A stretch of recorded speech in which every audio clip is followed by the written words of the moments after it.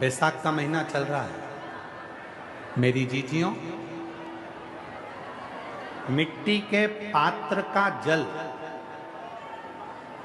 मिट्टी के पात्र का जल, कोई मटकी हो, मटकी नहीं हो तो कोई दिया हो, कोई कुल्हड़ हो, उसमें जल भर कर रखो पूरी रात।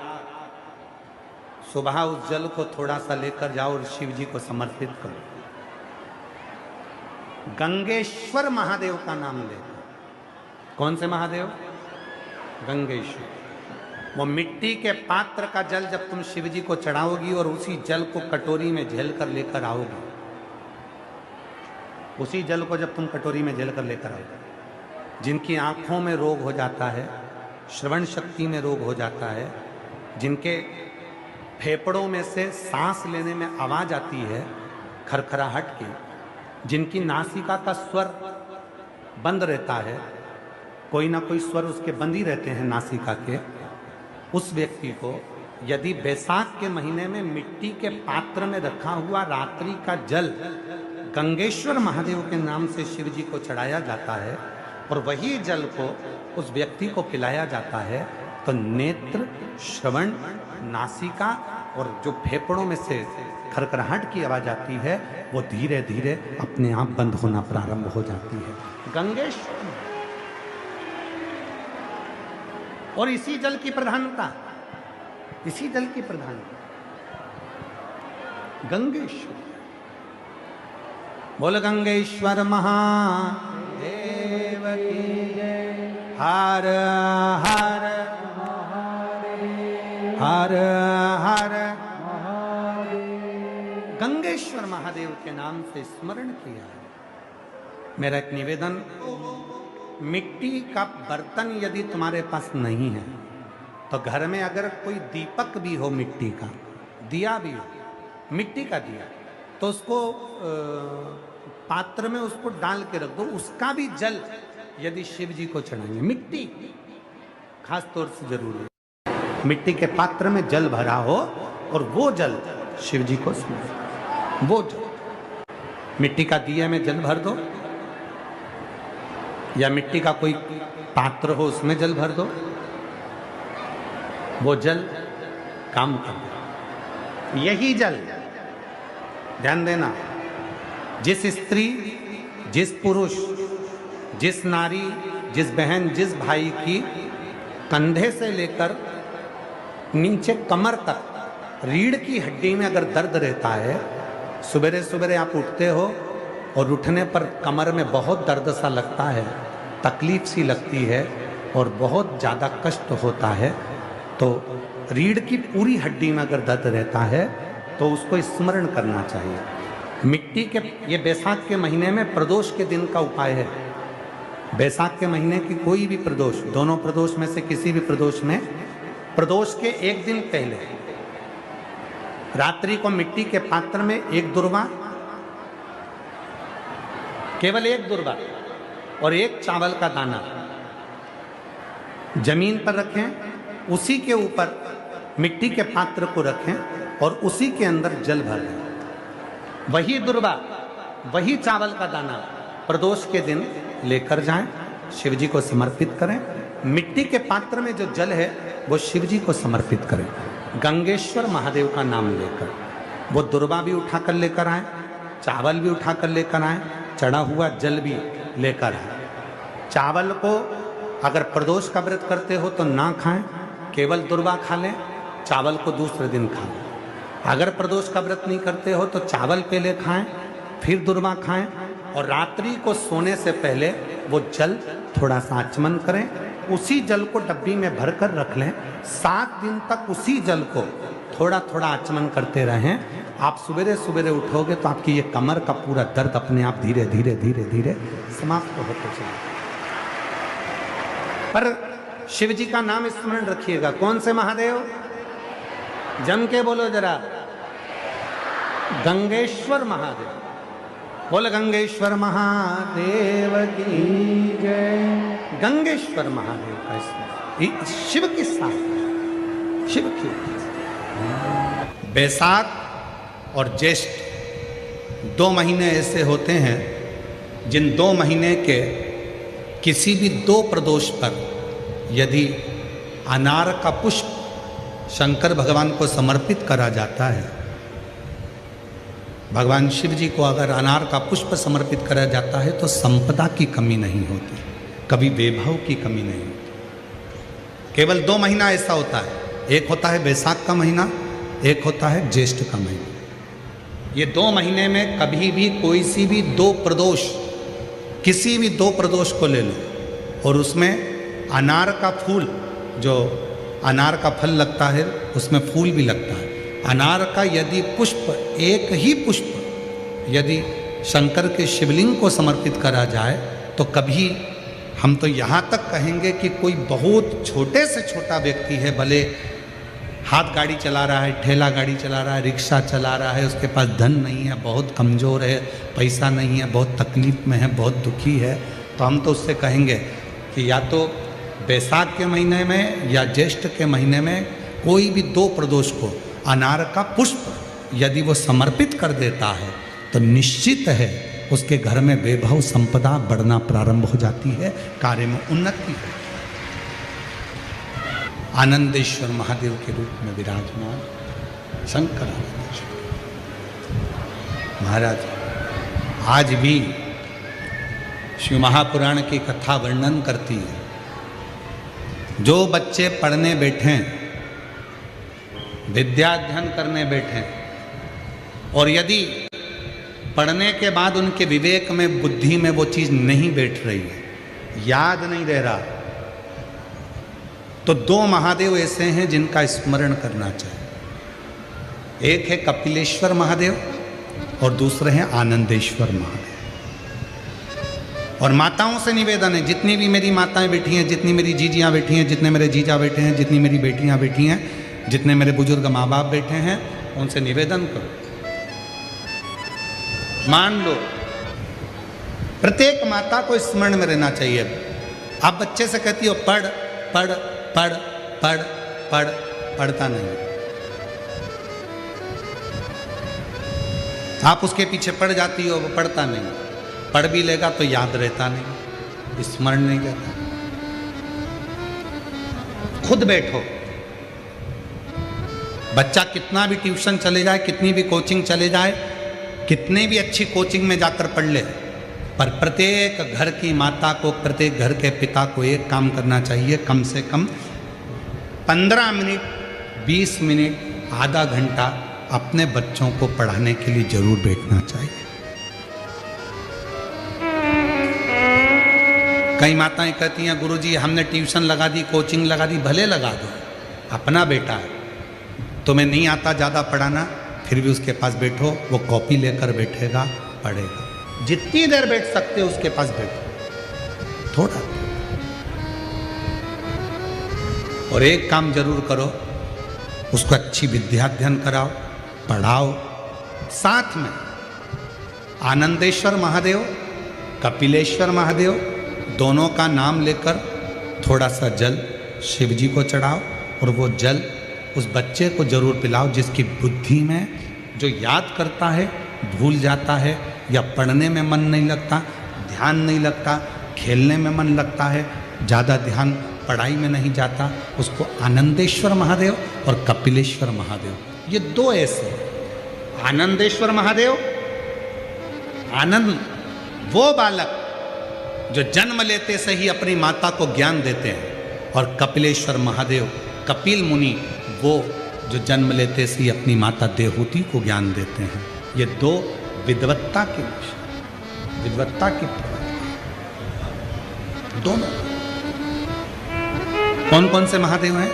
पहले जम के बोलो, आनंदेश्वर महादेव, दूसरे कपिलेश्वर, आनंदेश्वर और कपिलेश्वर। शिव कथा कह रही है 2 महादेव ऐसे हैं, एक आनंदेश्वर, एक कपिलेश्वर, जो बुद्धि प्रखर करते, बुद्धि प्रबल करते। और हम तो यहाँ तक कहेंगे, जो बुजुर्ग माताएं हो जाती हैं, बूढ़े जो हो जाते हैं, बुजुर्ग हो जाते हैं, अवस्था ज़्यादा हो जाती है, स्मरण शक्ति नहीं रहती, बार बार भूल जाते हैं, हाथ पैर में कंपन होने लगता है, थोड़ा थोड़ा थोड़ा हाथ धूजने लगता है, शरीर थोड़ा थोड़ा धूसता है, अपने आप उसके शरीर में कंपन रहता है, तो निवेदन है एक दुर्वा शिव जी पे चढ़ाएं कपिलेश्वर महादेव के नाम से।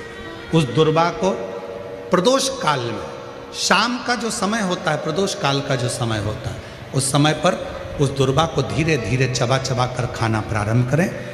3-4 प्रदोष करेंगे, धीरे धीरे हाथ धूजना बंद हो जाएगा और स्मरण शक्ति प्रबल होगी। कपिलेश्वर महादेव और दूसरे नंबर पर क्या है? आनंदेश्वर। ये 2 महादेव ऐसे हैं जिनका स्मरण विद्या को तीव्रता देता है।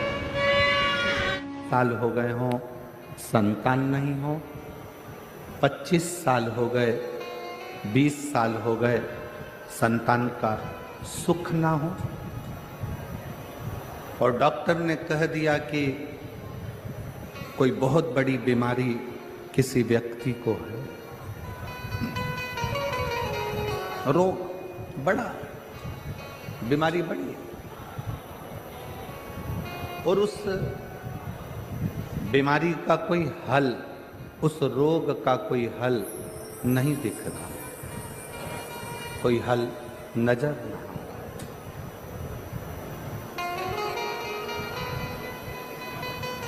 कोई हल दिख ना रहा। तो बैसाख महीने में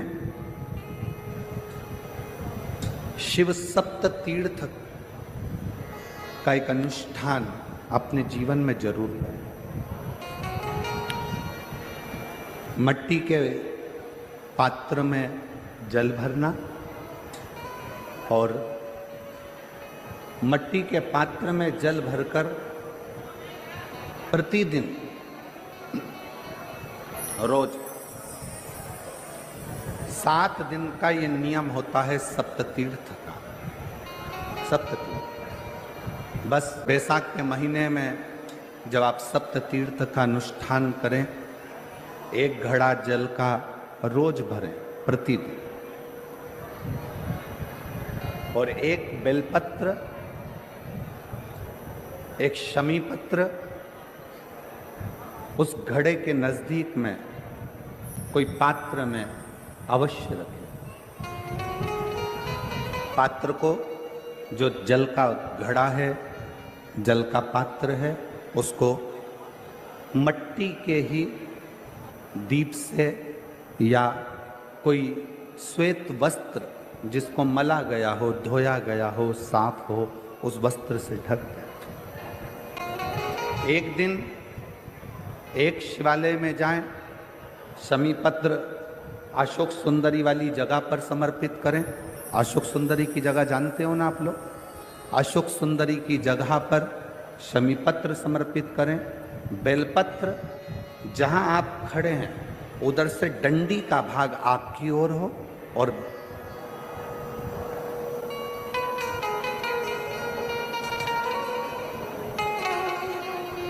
जहां आप खड़े हैं वहां डंडी का भाग आपकी ओर हो और बेलपत्र शिव जी को समर्पित करा जाए।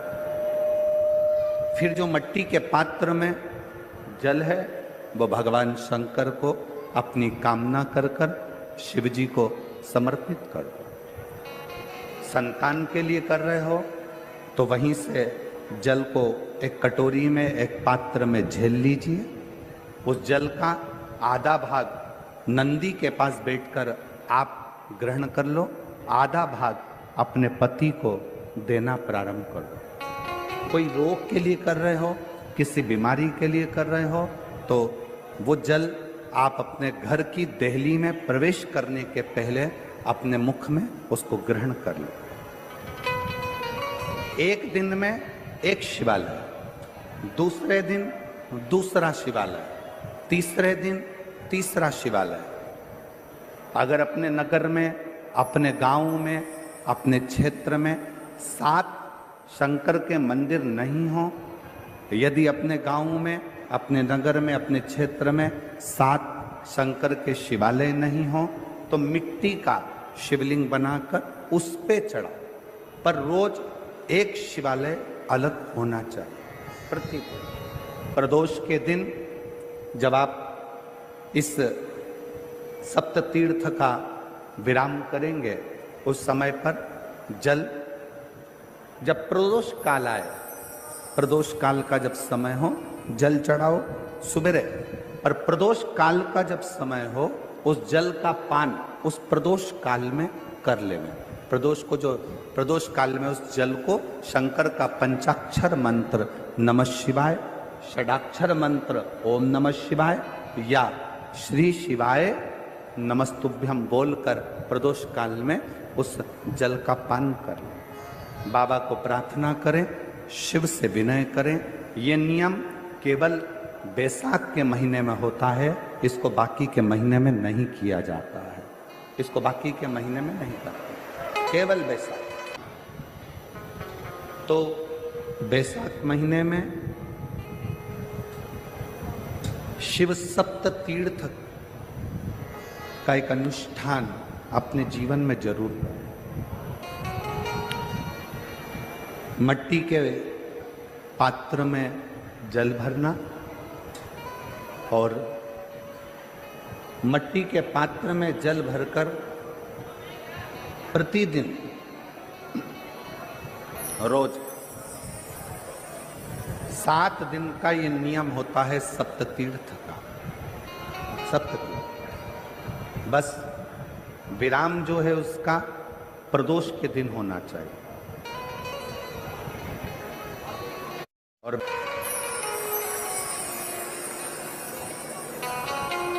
शिव सप्त तीर्थ का जो नियम है वो अपने जीवन में धारण करें। और हम तो कहेंगे शिव महापुराण की कथा श्रवण करने वाले प्रत्येक बेटा बेटी से, शिव महापुराण की कथा सुनने वाले प्रत्येक शिव भक्त से हम तो कहेंगे कि शरीर में कोई रोग नहीं भी है, संतान की प्राप्ति नहीं भी चाहिए, उच्च शिक्षा के लिए आप कर रहे हैं, अपने जीवन की खुशहाली के लिए कर रहे हैं, तो शिव का सप्त तीर्थ अनुष्ठान अवश्य करें, अवश्य करें और अपने जीवन को सार्थक करें। धन्यवाद।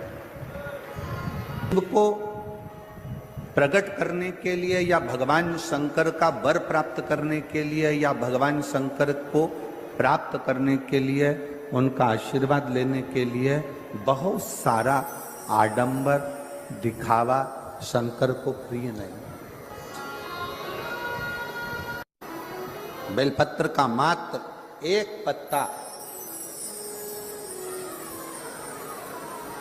अगर भगवान शंकर का पंचाक्षर मंत्र नमः शिवाय, षडाक्षर मंत्र ओम नमः शिवाय, श्री शिवाय नमस्तुभ्यम कहकर मात्र एक पत्ता आप अगर शंकर के शिवलिंग को चढ़ाते हो तो वो 1.25 करोड़ पत्र के बराबर अपने आप हो जाता है। अपने शिवलिंग के बराबर 1.25 करोड़ शिव बेलपत्र के बराबर एक पत्र हो जाता, एक पत्र।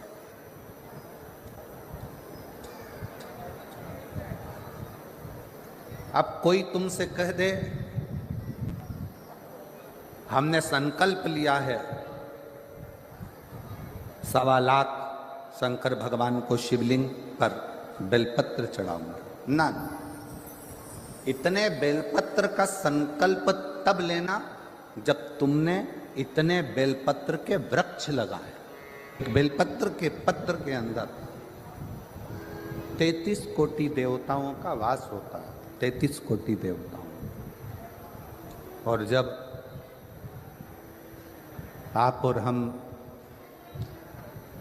भगवान शंकर को एक बेलपत्र समर्पित करते हैं, जब आप और हम भगवान शंकर को एक बेलपत्र समर्पित करते हैं, तो यह मानकर चलना तुम एक देवता पर बेलपत्र नहीं चढ़ा रहे हो, 33 कोटि देवताओं की पूजन एक ही बेलपत्र से तुम पूर्ण कर रहे, पूर्ण कर।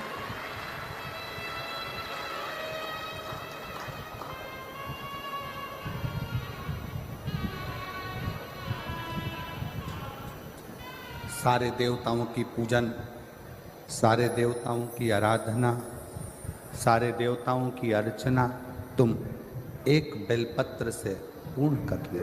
एक बेलपत्र। बैसाख का महीना चल रहा है। शंकर के शिवालय में जाओ। शिव के शिवालय में 3 स्थानों का स्पर्श अवश्य जब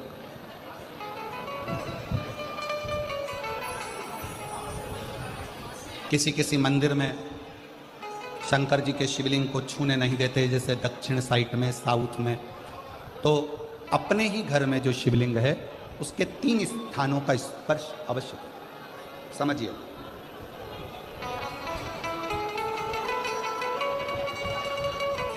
पहला, शंकर भगवान के जहां से जल बहता है उस स्थान, ये जलाधारी है, जल बहता है, ये शिवलिंग है, यहाँ से जो पानी नीचे की ओर जाता है उस स्थान का स्पर्श अवश्य करें। दूसरा, शिवलिंग का जो गोल भाग है उस गोल भाग में कहीं पर भी अपनी हथेली का स्पर्श अवश्य करें।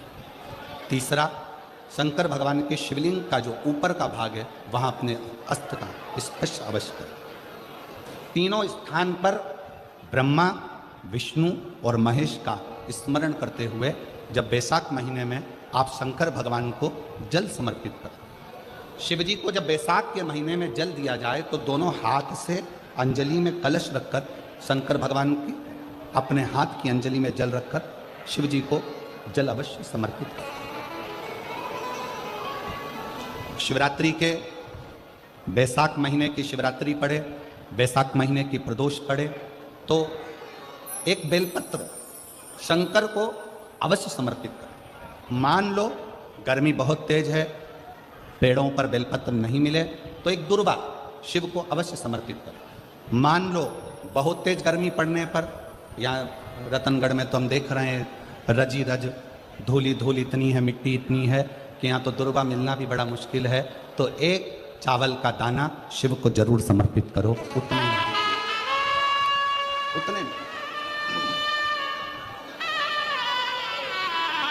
और बैसाख महीने में सबसे ज़्यादा जरूरी है, जो सबसे ज़्यादा जरूरी है बैसाख महीने में, वो जलाशय अर्थात अपने घर के नज़दीक में कोई पानी का स्थान हो, जलाशय हो, वहाँ का जल शिव को समर्पित करना, या शिव के नंदी के पास में। और हम तो कहेंगे शंकर का नंदी केवल मंदिर में मत देखो, आपके घर के आसपास में हमारे मारवाड़ की पहले की रीति रही है। राजस्थान में बहुत सालों पहले, जब लगभग 19 से 20 साल पहले हम फलोदी में आए थे, 20 साल पहले, और 20 साल पहले जब हम फलोदी में आए थे राजस्थान में, तो हमने उस फलोदी राजस्थान में देखा था कि प्रत्येक घर के बाहर पत्थर का एक छोटा सा कुंडा जैसा होता। 2 चीजें हमने फलोदी राजस्थान में प्रत्येक घर के बाहर 20 साल पहले देखी थी। एक इतना बड़ा कुंडा पत्थर का जिसमें लोग भोजन रख देते हैं, और एक बड़ा सारा कुंडा जिसमें लोग पानी भर देते हैं, जिससे चिड़िया, पशु, पक्षी, गौ माता सब उस पानी को पीती रहे और आपका और हमारा कल्याण होता रहे। इस भाव से प्रयास करो। शिव जी को तो जल समर्पित करो,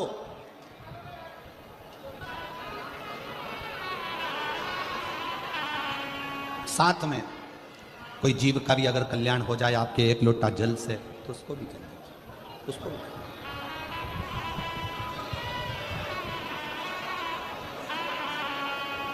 शंकर भगवान ओघड़दानी शिव, जिनका चढ़ा हुआ जल केवल मात्र स्पर्श, आचमन, दर्शन आपका और हमारा कल्याण कर देता है।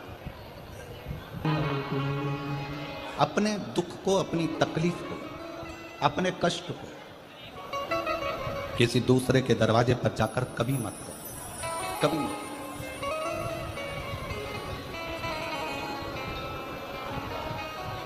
अपने दुख को, अपनी तकलीफ को शिव जी के मंदिर में जब एक लोटा जल चढ़ाने के लिए जाओ, जब शिवालय में एक लोटा जल लेकर जाओ, जल चढ़ाते समय पंचाक्षर षडाक्षर मंत्र का जाप, श्री शिवाय नमस्तुभ्यम का जाप करो।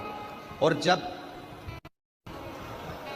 शिवलिंग जलाधारी ये चरण जहाँ से पानी बहकर नीचे गिरता है, वहाँ अपने हाथ को लगाकर अपने दुख को, अपनी तकलीफ को शंकर के उस अशोक सुंदरी गणेश कार्तिकेय के स्थान का स्पर्श करते हुए बाबा से जरूर कहो कि जैसे ये तुम्हारी बेटी है उसी तरह मैं तुम्हारी बेटी हूँ, जैसे तुम्हारे ये बेटे हैं वैसे मैं तुम्हारा बेटा हूँ।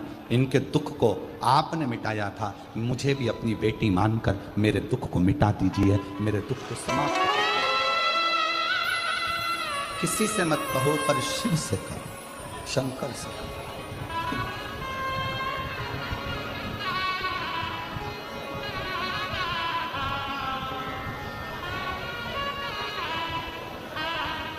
जब आप चरण पकड़कर अशोक सुंदरी की जगह पर अपने हाथ का स्पर्श कर कर गणेश कार्तिकेय के स्थान का स्पर्श कर कर शिव से कहोगे तो शंकर अपनी औलाद आपको बनाएंगे और अपनी पुत्री समझकर आपका दुख जरूर मिटाएंगे। पुत्र से श्री शिवाय नमस्तुभ्यम ज़्यादा नहीं तो 11 बार तो निकाल लिया करो। ये शरीर, ये हृदय, ये चित्त, ये वृत्ति परमात्मा के चरणों में जाती है।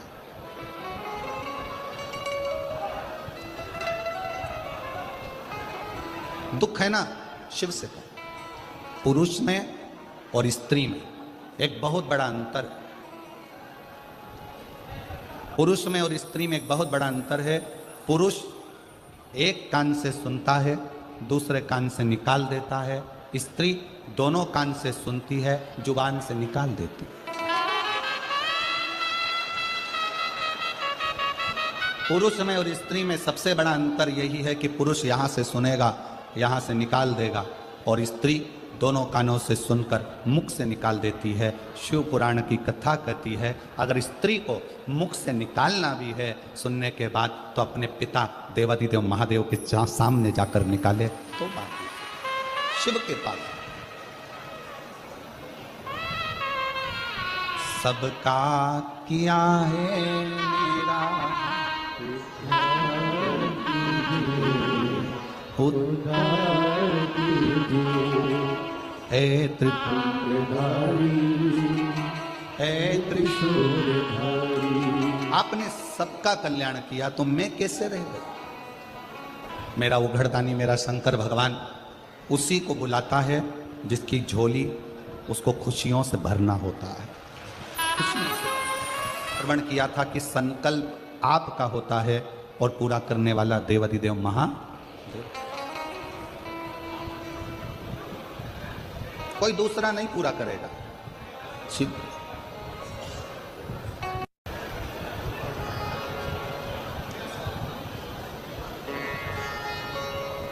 कि भगवान को पाने के लिए अगर तुम अपने दिल से एक बार अगर मुख से कह दोगे कि हे प्रभु मैं तुम्हारा हूं और तुम मेरे हो, बस ये बात अगर दिल से कह दी तो परमात्मा भी तुम्हारा हो जाता है और तुम परमात्मा के हो जाते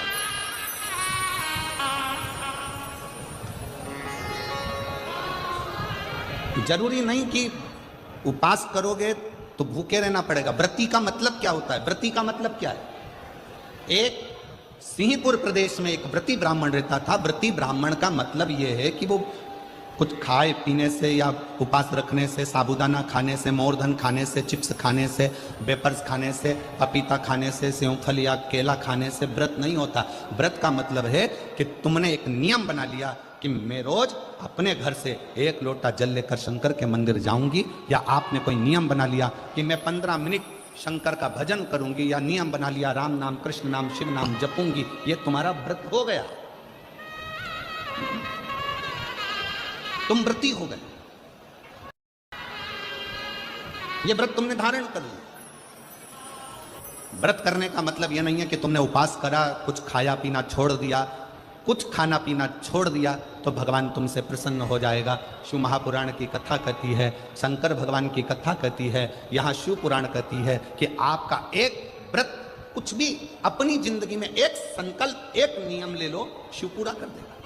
हर हर महादेव, श्री शिवाय नमस्तुभम। पूजनीय गुरु जी द्वारा बताए गए 28, 29 और 30 अप्रैल से 1 मई तक वैशाख माह प्रदोष से पूर्णिमा तक के यह 4 उपाय जरूर करें। आखिरी के 4 दिन है, चूकना मत, सभी काम आपके पूरे होंगे। अगर ये वीडियो अच्छी लगी है तो लाइक शेयर करना बिल्कुल ना भूलें। हर हर महादेव।